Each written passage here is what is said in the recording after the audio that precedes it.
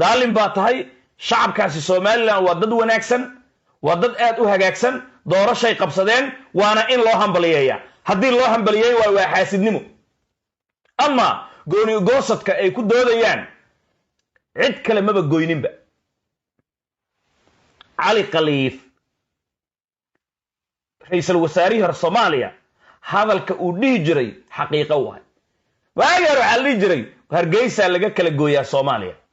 cidda Soomaaliya kala gooysa xamra laga kala gooyaa oo wallahi xamar fiiri Puntland markay la burburay maamul ay dhisteen Somaliland maamul ay dhisteen nimankan macnii xamar macnii hawiyaha fiiriya caasimadii oo leyrka iyo korontada socda way fiiqdeen meesha hagaajisan lahaayeen waxba kama maqnayn nimankan Mayland maamuladii ugu horeeyay Soomaaliya laga dhiso waay maamulkooda iyagu ka shaqeyn waay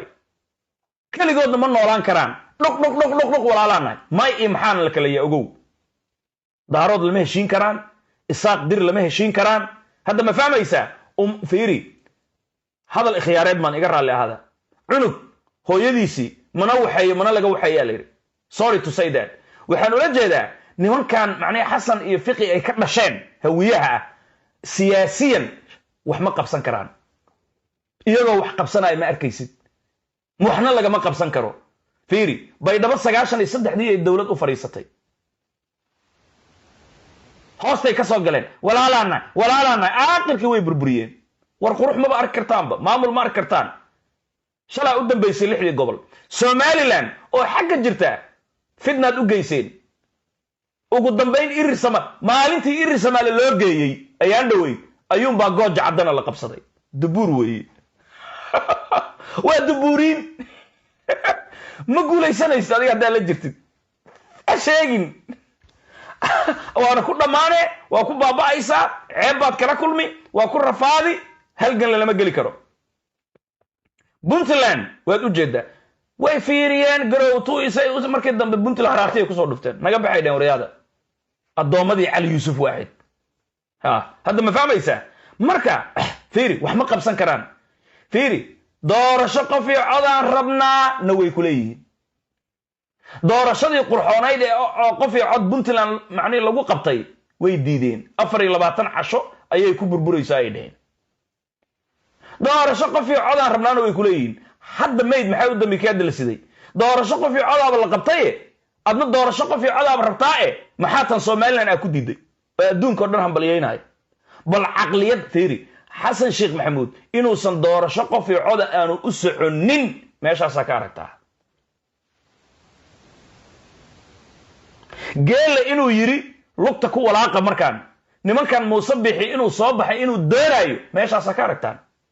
soo xalay warku ma siinin aniga geela inuu qasuur raba baasha ma ku dhahay inay isku toosto ma rabo hadalka marka hadda ma arkaysa macnihi Fiqi waa loo soo dhiibay iska ma dhihin wariyaha 2 maalmood ka hor iyaga hambaliyay haddana nag hadalka xalan ku sheegay geela ku dhufo in lagu qasaar raba Bixi iyaga soo saaray intaas ma fahamtay mise ma fahmin Muuse Bixi ay si macaynayaan do you see it way Ali Khaliif Galayr marka xamra laga kala gooynaya Soomaali hadalkiisa ma soo baxay Allah u naxariistay mise way in laga kala gooynayo meel yaran ka tusaa siyaasiga cambuulada xamar ku dubta ee hawiyaha u dhashay muxuu dhahaa markuu idaacada yimaado reer waqooyigu dirtu xamar koytay ku yihiin kufiso koriso kobciso afkooda waa wada sidaas mise waa igu diidan tahay isaaq maxamar marti ku yahay waa markaan qarannimo u hadlayno waxay dhahaan xafladaha markay qabanayaan kooda luuliyada qariban oo calanka buluuga ah dhafoorada intay soo marsadaan iyagoo qalbiyo midab qabiil leh nimankan hadda macni dawladda nahay leh xamar fadhiya waxay 24/7 dhahayaan makarafoonka markay qabsadaan markii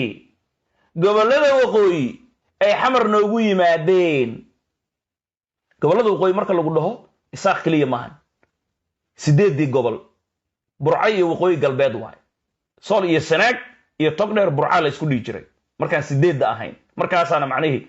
republic aan samaysanay caasimada loo codeeyay waqooyi galbeedna ma jirin awdal iyo ma arkaysa ilaa loo yacade waqooyi galbeed ay ahayd marka fiiriya يعني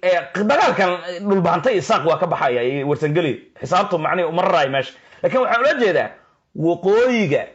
dhulbaanta ku jira warsangeliya ku jira ogoyslaba ku jira gurgura ku jira sawaaqroona ku jira wixii macnaheedu sanaag iyo sool iyo macnaheedu ilaa iyo baki degan ilaa iyo loo yacade waqooyiga loo yaqaan qabiilku doonaba ma dhibaan dhe waxa rabtay dheh waxaan ula jeedaa qudbada markay qudbaynayaan in xamar laga kala gooyaan ku sheegaa mas'uuliyiinta calanka buluuga wadata ee waliba reerkan macnaheedu hiraabka ah waxay idaacada la yimaadaan oo ay dhahan nimanka reer waqooyiga ah oo martida noo noqday oo noo yimaaday war kuma imaanin ee waxbaad isku darsateen dadkan gobolay leeyihiin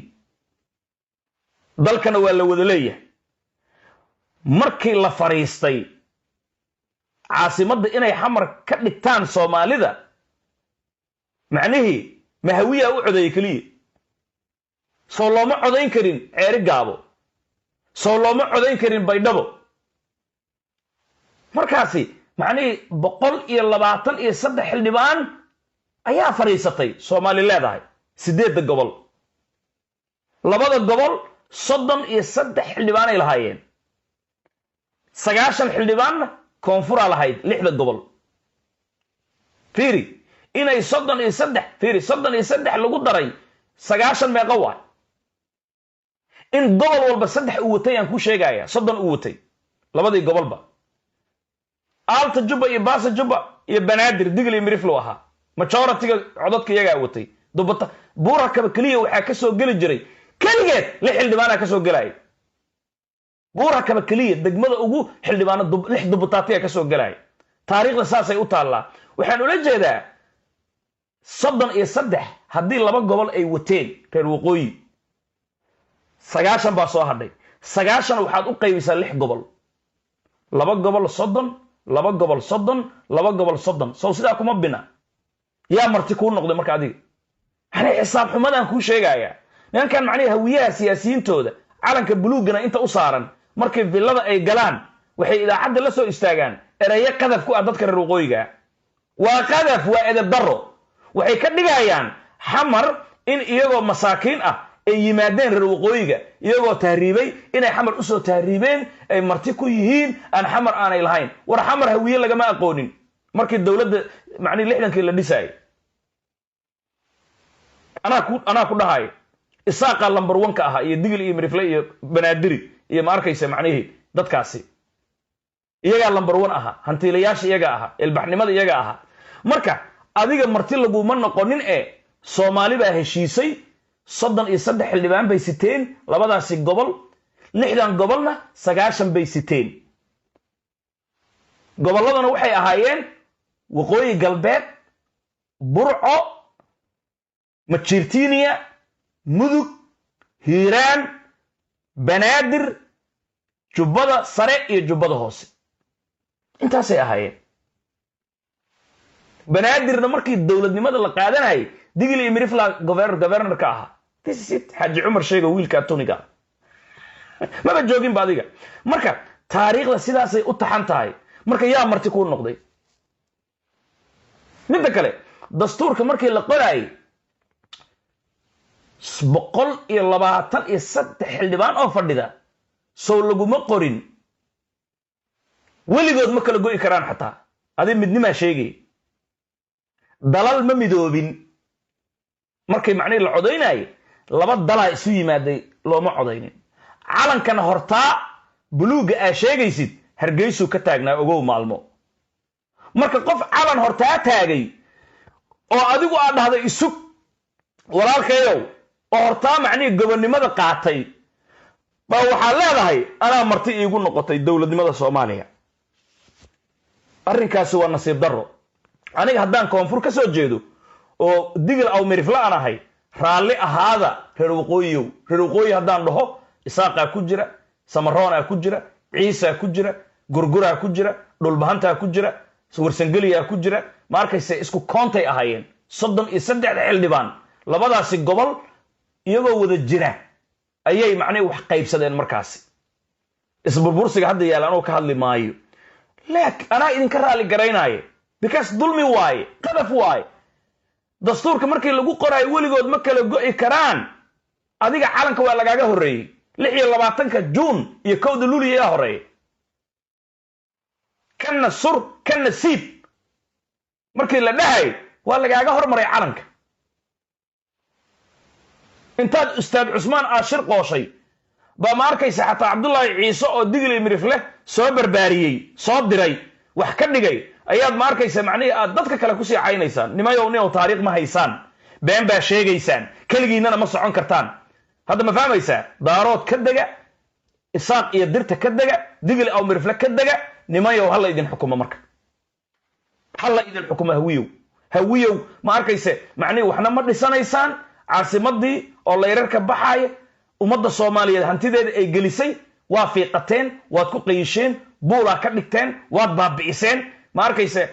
war adiga 60kii maxaa ka sheegaysaa macalan baa rabtaa 91dii ilaa iyo Cabdullaahi Yuusuf uu iimaanay haddii macnihii Soomaalinimada hadda aad noo sheegaysid ee ka dhabtahay maxaad villa Soomaaliya ugu diiday xataa Cabdiqaasin oo madaxweyne noqday baad u diideen villa Soomaaliya ma arkayse macnihii calanka buluuga ah